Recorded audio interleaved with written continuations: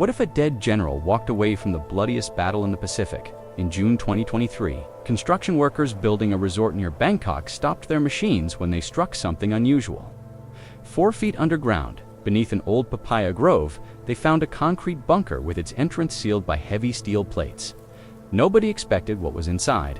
When Thai investigators opened it, they discovered Japanese military maps, a general's dress uniform with insignia still attached, and a leather bag filled with $40,000 in 1940s currency.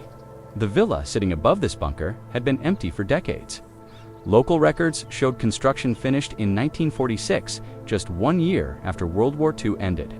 The property deed listed no owner, only a serial number that matched nothing in any Thai government archive. Investigators sent the uniform measurements and insignia to Japanese military databases. They got a match. Lieutenant General Yoshitsugu last confirmed alive on July 7, 1944, during the final hours of the Battle of Saipan. History books say he ordered his men into one of the war's largest banzai charges before taking his own life in a cave following the ritual suicide tradition. His body was never recovered. For 79 years, official records stated he died on Saipan. That villa in Thailand was telling everyone a completely different story. The bunker just proved that a Japanese general faked his death and disappeared for decades. If you want to know what investigators found about how he escaped one of the Pacific War's deadliest battles, hit that like button. It helps us share more forgotten World War II mysteries, and subscribe if you have UNT already, so you catch everything we discover next. Now, back to Saipan in 1944, where 30,000 Japanese soldiers faced total destruction. We have to return to the island where he supposedly died. Saipan was not just another piece of land in the Pacific. It was actual Japanese territory, part of the Mariana Islands that Japan controlled since 1914, located 1,500 miles from Tokyo. Close enough that American B-29 bombers flying from there could strike the Japanese mainland. That's exactly why America needed it, and exactly why Japan would fight to the death defending it. Lieutenant General Yoshitsugu took command of the 43rd Division on Saipan in February 1944. At 58 years old, he was a career military officer with 3 decades in the Imperial Army. Graduated from the Army War College in 1916, served in Manchuria, commanded occupation forces in China, built a reputation as a strict traditionalist who followed Bushido code without question. He wasn't the type who chased glory or attention, but his commanders trusted him with impossible missions. Saipan became his most impossible assignment yet. When he arrived, he found 30,000 Japanese troops and 25,000 civilians packed onto an island only 12 miles long. His orders from Tokyo were crystal clear. Hold Saipan no matter what happens. There would be no backup forces, no evacuation plans. The island held 3 airfields and served as the command center for the Central Pacific Fleet. Losing Saipan meant losing the entire strategic defense line that protected the homeland. His chief of staff, Colonel Tokaki Suzuki, later wrote in his personal journal that Saito privately described the defense as a math problem that had no answer. The American invasion fleet arrived on June 15, 1944. 800 ships, 127,000 troops, mostly Marines from the 2nd and 4th Divisions. They hit the southwestern beaches, while battleships pounded the shoreline until it looked like the surface of the moon. Sato's defensive strategy followed the textbook perfectly.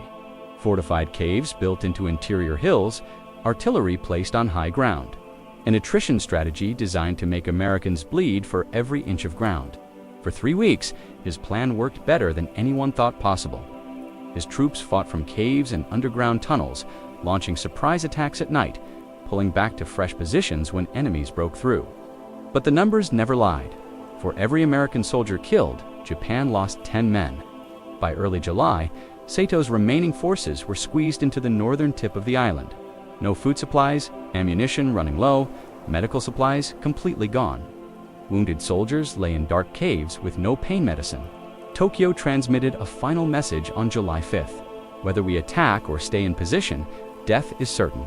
However, in death we find life. We must use this moment to show true Japanese spirit. Translation: if you're going to die, die fighting. Saito gathered his officers on the evening of July 6th in a command cave near Makuna village. His face was gaunt. He had dropped 40 pounds in 3 weeks. but his uniform stayed pressed and his posture remained parade ground perfect. They would smash through American lines or die in the attempt. Civilians received instructions to find shelter in the cliffs or stay with their soldiers. Colonel Suzuki's journal captured Saito's final words to his men. "I will advance with those who remain. We will die as Japanese warriors." None of them realized that by sunrise on July 7th, Saito would vanish. But one officer standing in that cave noticed something odd about the general's final orders. A small detail that made no sense until investigators opened that Bangkok bunker in 2023. The banzai charge started at 4:45 in the morning on July 7th, 1944. 4,000 Japanese soldiers flooded out of the hills toward American positions near Tanapag Harbor. They attacked in massive waves, screaming battle cries, officers swinging samurai swords, wounded medics stumbling forward on crutches. Even civilians caught in the madness. It became the largest banzai charge in the entire Pacific War. Americans later called it the most horrifying night they experienced. Machine guns mowed them down in rows. Artillery shells turned the valleys into death traps, but the pure mass of bodies crushed some defensive positions. When the sun finally rose on the carnage, over 3,000 Japanese soldiers lay dead. American losses reached 900 men. Military rules said General Saito should have been leading that charge. Every report assumed he did, but he didn't. The official Japanese story compiled after the war from survivor accounts stated that Saito committed seppuku, the ritual suicide, inside his command cave right before sunrise, then burned the general's body to stop enemy capture and disrespect. Oba made it through the war alive and verified this. Entire story in 1945, the cave location was officially recorded as Hill 721 near Mukuna. American troops later took photographs of a burned section inside a cave they thought was Sato's last command post. An honorable ending, no surrender, the general choosing death by his own blade instead of enemy capture. It was exactly what Tokyo wanted, what Americans believed, what history books wrote down. He claimed he burned the body at 4:30 in the morning, a full 15 minutes before the banzai charge even started. However, several American after-action reports documented hearing Japanese radio messages in command. Signal intelligence teams recorded these transmissions as coming from the northern part of the island. When analysts compared them with known Japanese military radio patterns, the encryption level showed a general officer was sending them. The cave Americans labeled as Sato's final location did show clear signs of fire, yes, but contained 0 human remains. The official explanation claimed the body burned completely to ash. Saipan discovered that even extremely hot fires rarely destroyed skeletal remains entirely. The limestone caves held heat inside, but bones always survived something. Every other general officer who died on Saipan, and there were 3 others, left behind identifiable remains or personal belongings. Then you have the timeline problems. Attack routes followed coordination. Given his height, he stood nearly 6 feet tall, extremely unusual for a Japanese officer. Plus his very distinctive appearance. He should have stood out clearly. The 4th Marine Division intelligence teams actively searched for high-ranking bodies after the fighting stopped.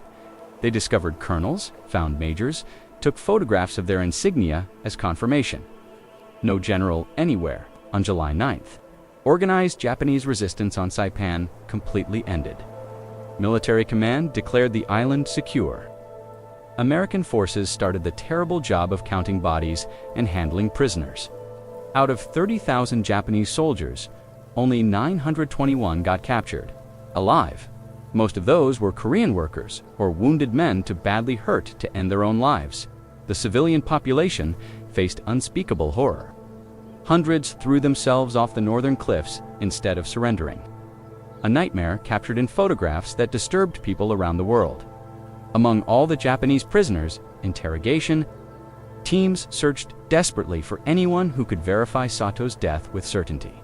They located soldiers who saw him on July 6th, others who heard stories about the seppuku ceremony, but nobody, not a single person, actually claimed a witness. It happened. Captain Oba remained the only source, and Oba stuck firmly to his story. He assisted with the ritual, burned the body completely, then rushed to join the charge. Except here's the thing, Oba also survived that charge somehow.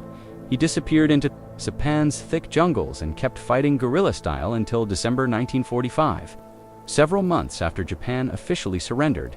When he finally came out of hiding, Japan treated him as a national hero, calling him the last samurai of Saipan. His version of Sato's death became the official historical record. But what if Oba lied? Or what if someone ordered him to lie? Then where exactly did Saito actually go? What really happened during those final dark hours before sunrise on July 7th stayed buried for 79 years. Concealed in a jungle villa located 4,000 miles away from the battlefield where he supposedly died, and those radio transmissions continuing after his reported death, they were only the first hint that something in this story didn't make sense. The US military never questioned Sato's death seriously. Why should they bother? The battle ended in victory. The general vanished. Dead or breathing, he was finished fighting the war. The official army report submitted in August 1944 recorded him as presumed killed in action. July 7, 1944, Saipan, the Japanese government, gave him a posthumous promotion to full general and placed him at Yasukuni Shrine, where Japan remembers its war dead. His wife Fumiko got the terrible news in Tokyo and organized a memorial ceremony with an empty urn. The army sent widows' pension payments. Case officially closed. Except the case wasn't actually closed. In September 1944, just 2 months after Saipan's fall, Australian coast watchers stationed in New Guinea filed something unusual. A Japanese officer, fitting Saito's exact description, tall, older, carrying himself like a general, was seen in Woolik, Papua New Guinea, climbing aboard a submarine. The report reached a desk in Brisbane, got marked as unconfirmed intelligence, and disappeared into filing cabinets. Nobody investigated further. Saipan was ancient history already. The war pushed forward to Peleliu, then Iwo Jima in November 1945, right after Japan's surrender. Allied intelligence groups started questioning high-ranking Japanese officers as part of war crimes investigations. A colonel named Takashi Hayakushi, who served on Saipan and lived through it as a prisoner, casually mentioned he heard whispers, only whispers, that Saito actually escaped to Thailand. When investigators pushed harder, Hayakushi immediately backed away and claimed he must have mixed things up. The interrogation notes recorded, subject appears unwilling to discuss command structure on Saipan, recommend no further action. So no further action happened. Fumiko Saito, the general's widow, acted very strangely after the war ended. She never married again, which was completely normal for war widows. But she also never once visited Yasukuni Shrine to honor her husband's memorial, never attended anniversary remembrance ceremonies, never talked to reporters about her husband's heroic death. In 1951, she quietly relocated from Tokyo to Kyoto. Living in a simple house despite receiving military pension checks that were strangely generous for a lieutenant general's standard rank, a nephew remembered years later that she always seemed to be waiting for something important, but refused to explain what. In 1958, a package arrived at her door with no return address written anywhere.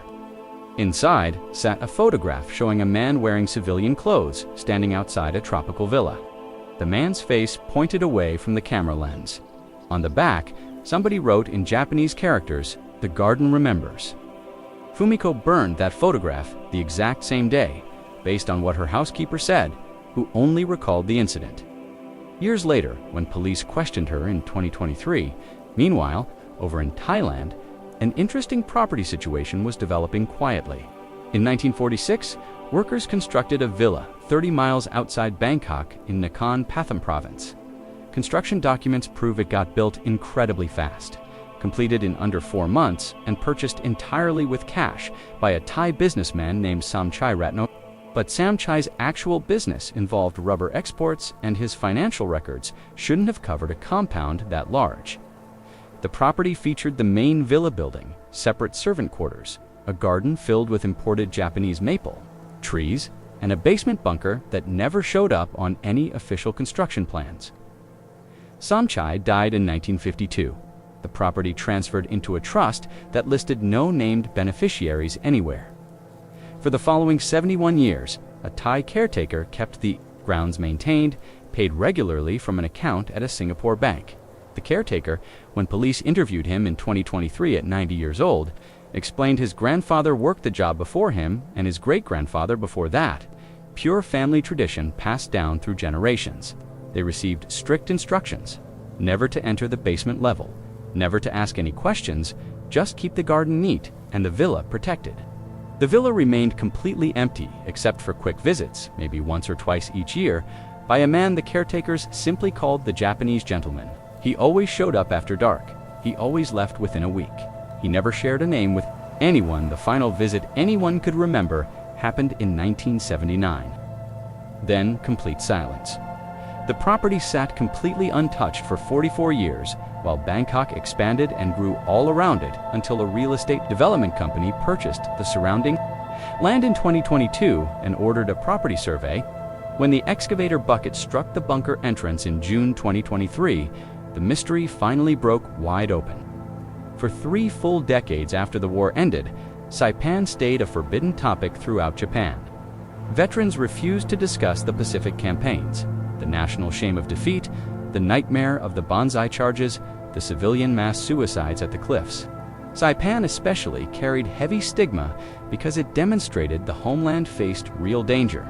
School textbooks hardly mentioned it at all. The official government line stated that courageous men fought with honor and sacrificed themselves for the emperor. End of discussion. Captain Oba, the officer who said he helped Saito commit suicide, turned into a minor celebrity during the 1960s when he released his memoir. The book describes Saipan's defenders as true samurai warriors, painting himself as the devoted servant who fulfilled his general's dying commands. It sold thousands of copies. Nobody questioned his version because everyone who might contradict him was either dead or allegedly dead. In the United States, Saipan disappeared from memory even quicker. The island turned into a small footnote.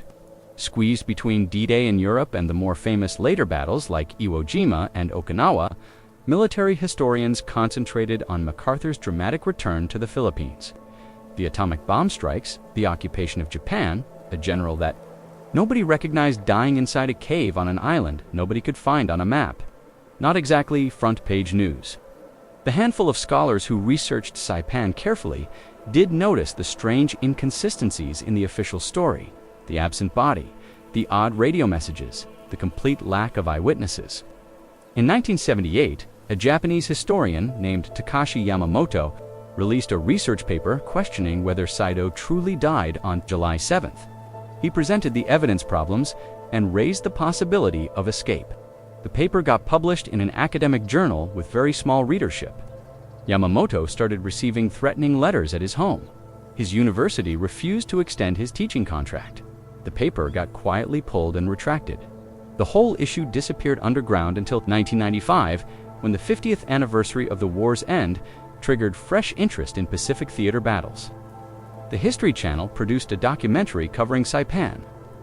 Veterans appeared for interviews. The entire segment about Sato's death lasted exactly 90 seconds and simply repeated the suicide narrative without any questions asked.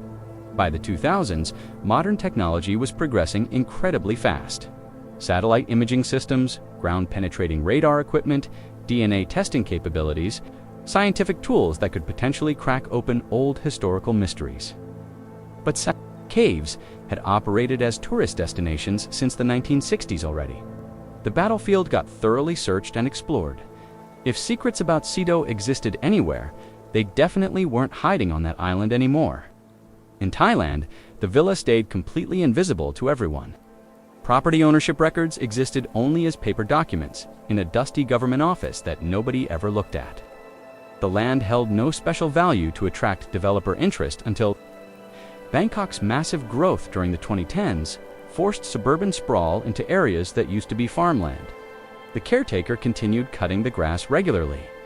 The Japanese maple trees became twisted and enormous with age. The bunker remained perfectly sealed underground. What could have stayed buried forever got dragged into daylight by basic urban expansion and a construction crew that happened to dig in the wrong location. When Thai police forced open that bunker door, the very first thing they registered was how the air inside felt stale, but surprisingly not damp or rotten. Someone had carefully designed the ventilation systems to preserve whatever got stored down there. The Bangkok Metropolitan Police initially treated it as a suspected drug manufacturing lab. Underground bunkers around the city sometimes got used for illegal smuggling networks.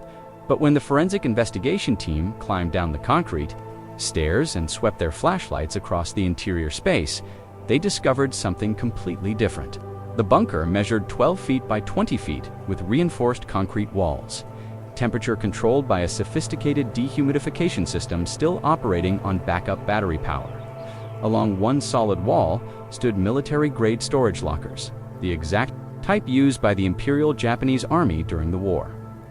Inside the first locker, they found dress uniforms, 2 different sizes, perfectly maintained in vacuum-sealed protective bags.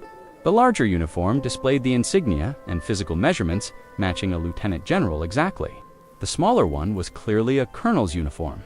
The second locker contained maps, not current modern maps, but actual military campaign. Maps from 1944 through 1945 detailed topographical survey charts of Saipan, Tinian, and Guam, and something nobody expected to find: extensive maps of the Thai-Burma border region marked with supply routes and safehouse locations, annotated in Japanese with dates spanning from August 1944 through March 1945. The third locker contained the money, exactly $40,000 in US currency.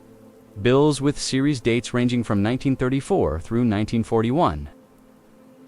Japanese military payment certificates worth another 200,000 yen at 1940s currency values, and 30 solid gold bars, each one stamped with Imperial Army Quartermaster identification marks. But the fourth locker delivered the real breakthrough discovery. It held a leather satchel stuffed with personal documents inside, a family photograph showing a Japanese couple with 2 young children, dated 1938. Handwritten letters addressed to Yoshitsugu from someone who signed as Fumiko, a pocket watch with engravings showing a Saito family crest, and a journal, filled 200 pages, covered in careful Japanese calligraphy writing. The opening entry carried a date of July 5, 1944. The final entry showed December 17, 1979. Detective Narong Sawat, the lead investigator on scene, couldn't actually read Japanese himself, but he immediately recognized those dates as significant. He contacted the Japanese embassy right away. By that same evening, a cultural attaché and a professional translator were carefully studying the documents. By midnight, they had reached officials in Tokyo. By sunrise, a Ministry of Defense investigation team was catching a flight to Bangkok. What they discovered inside that journal was absolutely explosive. The written entries laid out a deliberately planned extraction operation in detail. According to what was written, Saipan's defense got recognized as hopeless from the start. In late June 1944, while fighting continued on the island, someone in Tokyo gave approval for a backup plan: extract certain key intelligence officers. Before the island completely fell, Saito's name showed up on that list, but not simply to rescue him. The Warrior Honor Code wouldn't allow that kind of escape, but he carried knowledge about Pacific defense systems that absolutely could not fall into American possession through prisoner interrogation if enemies captured him alive. The extraction strategy was straightforward and simple. On the night of July 6th, while making final preparations for the banzai charge, Saito would get secretly transported to Saipan's eastern coastline. A submarine, identified as the I-36, according to journal notes, would surface at 2 o'clock in the morning. Saito would climb aboard with 1 staff officer accompanying him. Captain Oba would stay behind to personally witness the fake suicide ceremony and keep the entire deception running smoothly. The banzai charge would launch exactly as publicly planned, guaranteeing that American forces would stay far too busy to notice one single missing general hidden among thousands of dead bodies. The journal's written entry for July 7, 1944 described the actual extraction in his own words. Left the command cave at 1:30 in the morning, Oba gave a final salute and swore to protect the honor of the 43rd Division. The walk down to the coast required 40 minutes moving through dark jungle paths. The submarine sat waiting offshore. We dropped below the ocean surface by 3:10. I could hear the banzai charge starting as we went deeper underwater. I have served as a soldier for 34 years of my life. Tonight, I abandon my honor to serve the Emperor in completely different ways. The submarine carried Saito south toward the Caroline Islands first, then turned west, heading to the Philippines. By late July, he reached occupied Singapore safely. The journal entries covering August and September 1944 described long debriefing meetings with intelligence officers, strategic planning discussions about defending the home islands, and increasing despair about Japan's terrible military situation. Saito wasn't simply hiding in fear. He was actively working, desperately trying to rescue something valuable from total collapse. Then the entries changed direction completely. October 1944 got orders to move location to Thailand. The mission has completely changed focus. No longer about defense planning, now about preservation of assets. November 1944 arrived in Bangkok safely. The government here maintains nominal independence but stays cooperative with us. All arrangements have been finalized. The journal described Sato's actual role during the war's final desperate months. He coordinated directly with Thai government officials to create evacuation routes for high-ranking officers if Japan surrendered. Established multiple safe houses across the region, transferred gold reserves and currency out of territories the Allies kept recapturing. He wasn't operating alone either. The journal mentioned many other names: colonels, majors, intelligence officers, all officially listed as dead, all actually running operations throughout Southeast Asia. When Japan finally surrendered in August 1945, Saito confronted an impossible choice: return home to Japan and definitely face war crimes prosecution, or vanish permanently from history. The journal's entry from August 16, 1945 was brutally stark. The emperor has given his speech.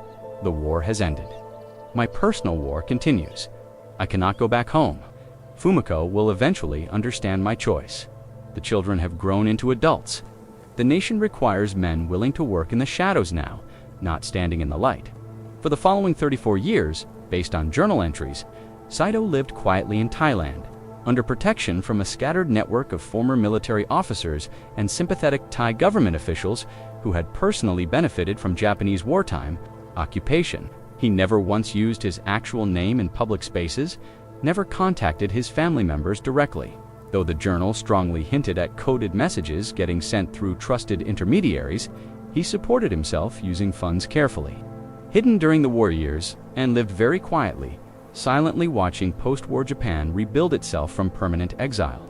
But the journal created far more questions than it actually answered, particularly about who else knew the truth about Sato's survival and exactly why the elaborate deception got maintained for full decades after the war officially ended. The Japanese government immediately tried suppressing the Bangkok discovery news. The Ministry of Defense spokesman released a careful statement, dismissing the documents as unverified materials of highly uncertain origin. But Thai police had already photographed absolutely everything found. Journalists already had the complete story. Within 48 hours, international news media were publishing major headlines about the Saipan general who successfully faked his own death. The investigation suddenly shifted into overdrive mode. The journal and all artifacts got transferred to a forensic laboratory in Tokyo for proper authentication. Meanwhile, historians, veterans organizations, and government officials desperately scrambled to either verify or completely debunk these shocking claims. The journal itself went through extremely extensive scientific analysis. Paper composition testing verified the pages matched Japanese. Military issue notebooks manufactured between 1940 and 1945. The ink tested as period-appropriate fountain pen ink, displaying oxidation patterns perfectly consistent with 80-year-old writing. Handwriting analysis carefully compared the journal entries against verified samples of Saito's writing from his pre-war military service records. Forensic document examiner Dr. Kenji Matsumoto reached his conclusion that the handwriting characteristics, stroke patterns, pressure points, character formations, all matched authenticated signatures and official reports with 94% certainty. Either Saito actually wrote this himself, or someone possessed the ability to perfectly duplicate his handwriting. For 200 pages spanning 35 years, the possibility of sophisticated forgery seemed extremely remote. Who would possibly create such an elaborate fake document?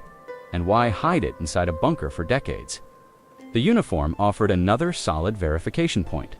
The jacket's precise measurements matched Saito's known physical dimensions from his 1943 medical examination records.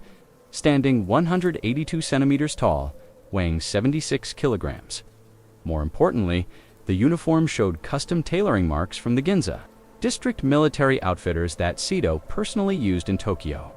The tailor shop got destroyed in 1945 bombing raids, but company records rescued by family descendants showed an order placed for Lieutenant General Yoshitsugu Saito in January 1944, matching the uniform specifications perfectly.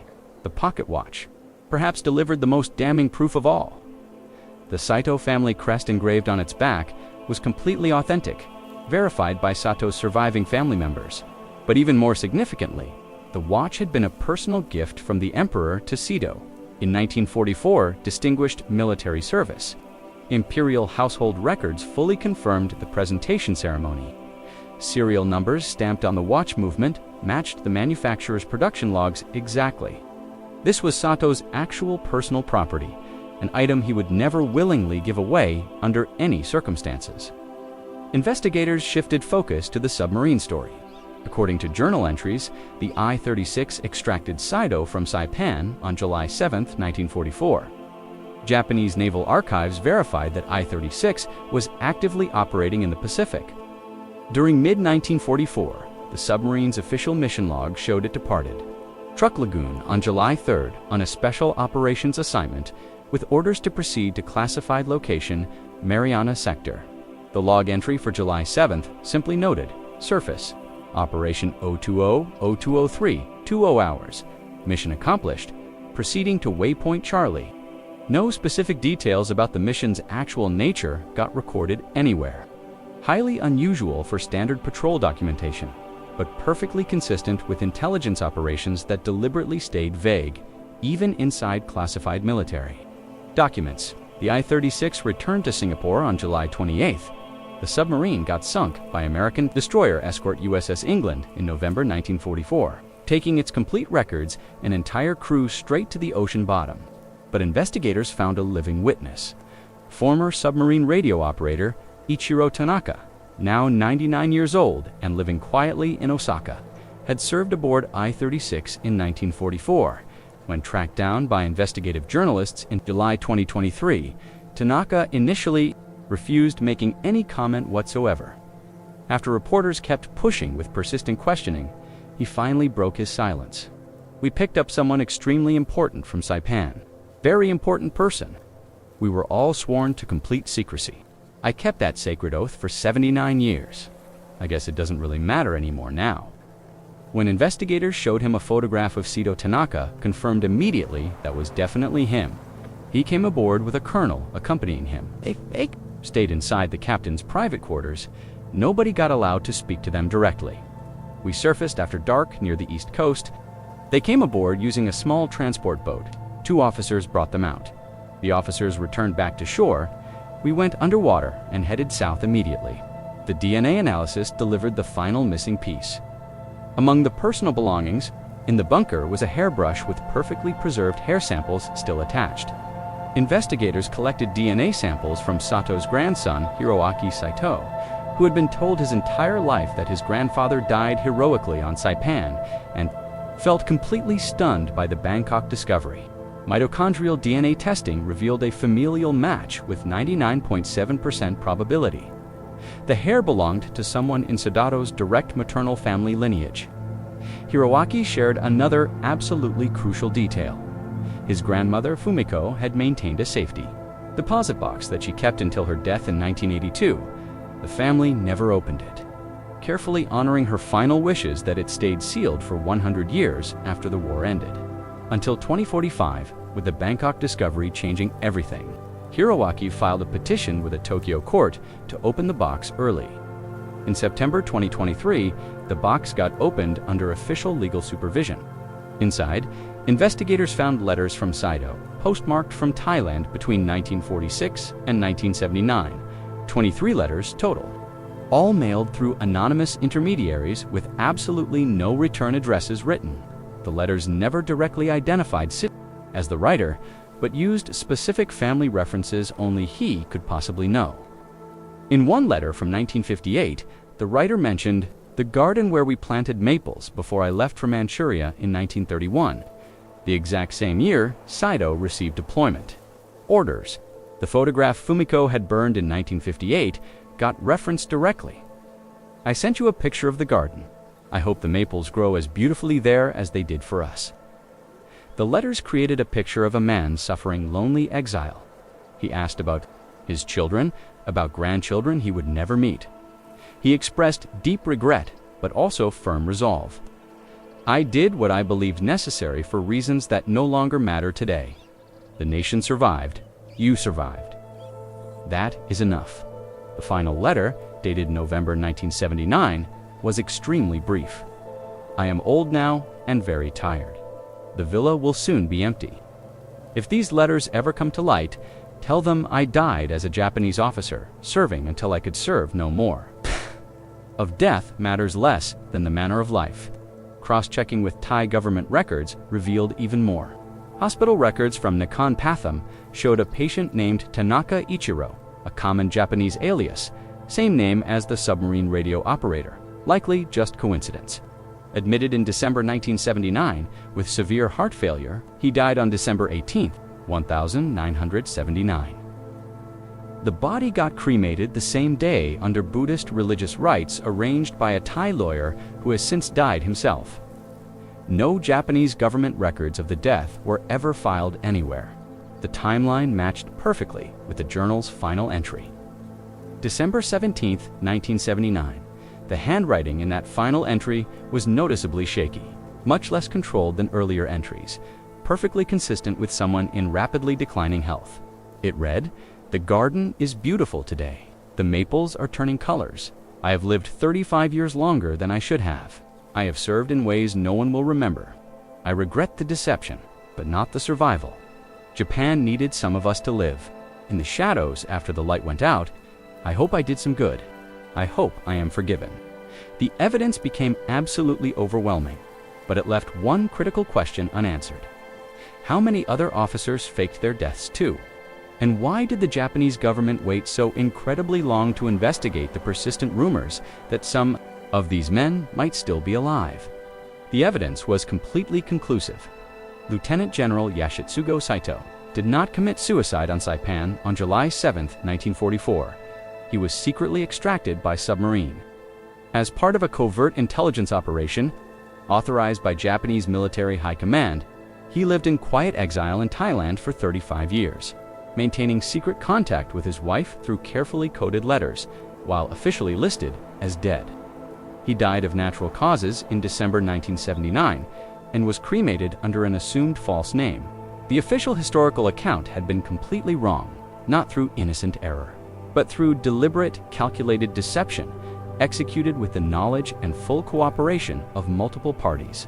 Captain Oba, who publicly claimed he assisted Sato's suicide ceremony, was simply following direct orders to construct a convincing cover story.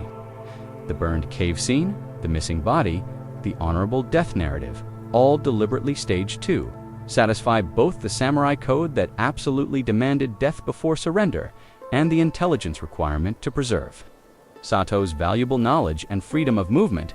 Why execute the extraction at all?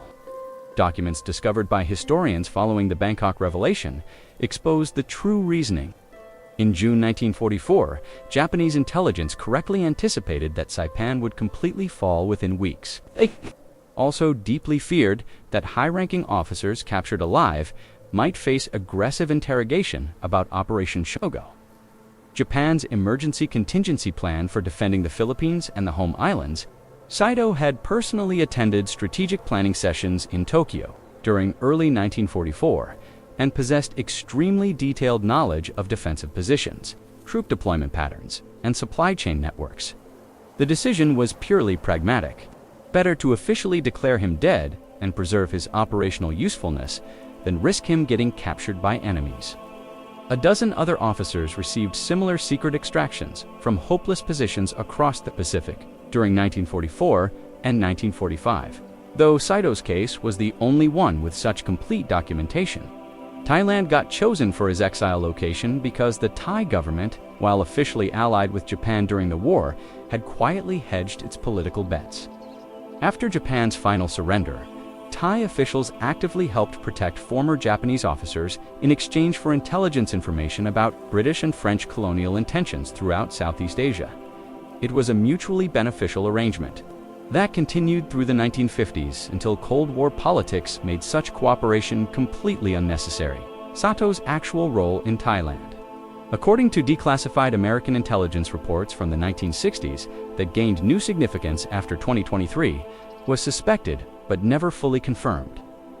CIA analysts documented that a network of former Japanese officers operated in Bangkok during the late 1940s, actively coordinating with nationalist movements in Indochina and possibly with Chinese factions during the Civil War. A report from 1952 mentioned a senior Japanese military advisor connected to TI military intelligence who matched Sato's exact physical description. But the investigation lead was never actively pursued. The most shocking revelation was that senior Japanese government officials either knew or strongly suspected Sato's survival well before 2023. A classified memo from 1965, released following the Bangkok discovery, proved that Japan's defense agency had received multiple reports of Saito sightings in Southeast Asia, but deliberately decided not to investigate for reasons of national interest and family privacy. The memo clearly suggested that acknowledging his survival would force extremely uncomfortable questions about other wartime deceptions and potentially require prosecuting him as a military deserter. A political scandal the government absolutely didn't want. Fumiko Sato's complicity was now completely understood. She carefully maintained the fiction of widowhood to protect her husband and preserve his monthly pension benefits. Her firm refusal to visit his memorial at Yasukuni Shrine suddenly made perfect sense. How could she possibly honor a death that never actually occurred? The unusually generous pension she received was likely hush money, ensuring her continued cooperation with the official story.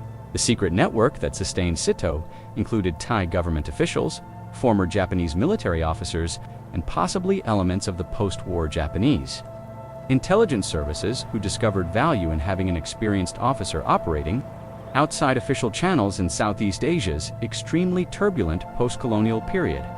He was useful in ways he could never have been if he had returned to Japan and faced the post-war reckoning. By the time he finally died in 1979, Japan had completely transformed into a pacifist economic powerhouse. The old generals were largely forgotten. The battles they had lost became ancient history to a new generation. Sato's survival or death mattered to absolutely no one except his family, and they had kept the secret with complete loyalty. The Bangkok bunker existed as both safe house and time capsule.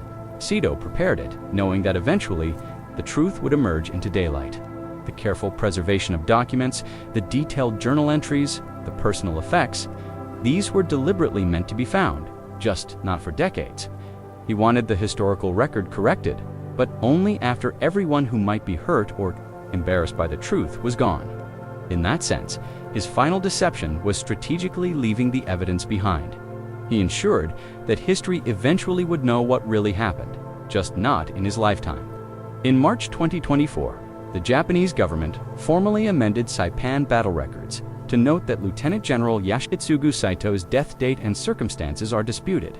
By evidence discovered in 2023, his memorial at Yasukuni Shrine remains unchanged. The shrine's administrators ruled that the honor of his service outweighs the manner of his departure. Fumiko Sato's name was added to the memorial plaque, acknowledging her 37 years of silent loyalty. Hiroaki Saito, the grandson who never met his grandfather, visited the Bangkok villa in October 2023. He planted a fresh Japanese maple next to the gnarled trees his grandfather had carefully tended.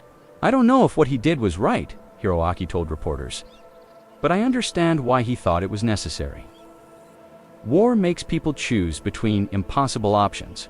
The Thai caretaker, whose family maintained the property for 3 generations, without knowing why, was awarded a pension by the Japanese government in recognition of his family's service. The villa is now being converted into a private museum documenting Japanese-Thai relations during and after the war. Captain Oba, who maintained the suicide story until his death in 1992, left no indication in his published memoir or private papers that he had lied. Either he took the secret to his grave, or he had convinced himself so thoroughly of the narrative that it became his truth. The submarine radio operator Tanaka gave one final interview before his death in November 2023. Asked if he regretted keeping the secret for 79 years, he said, "We followed orders. That's what soldiers do. But I'm glad the truth came out. General Saito deserved better than to be remembered for a death that never happened." The Bangkok bunker is sealed now. Its contents preserved in temperature-controlled museum storage. The journal, the uniform, the letters, all cataloged and photographed. The garden still grows, the maples still turn red in winter, and somewhere in the soil of Thailand, the ashes of a general who supposedly died on Saipan rest beneath a stone marked with a name that wasn't his own. Sometimes, the truth takes 79 years to surface. Sometimes it hides in a villa 4,000 miles from the battlefield. Sometimes, soldiers survive, even when history says they died. And sometimes, the most honorable thing a man can do is live in the shadows so others can walk in the light. What do you think? Did General Saito make the right choice? Was his survival an act of duty or desertion? Drop your thoughts in the comments below. If you found this story fascinating, hit that like button and subscribe for more forgotten mysteries from World War II. Thanks for watching, and we'll see you in the next one.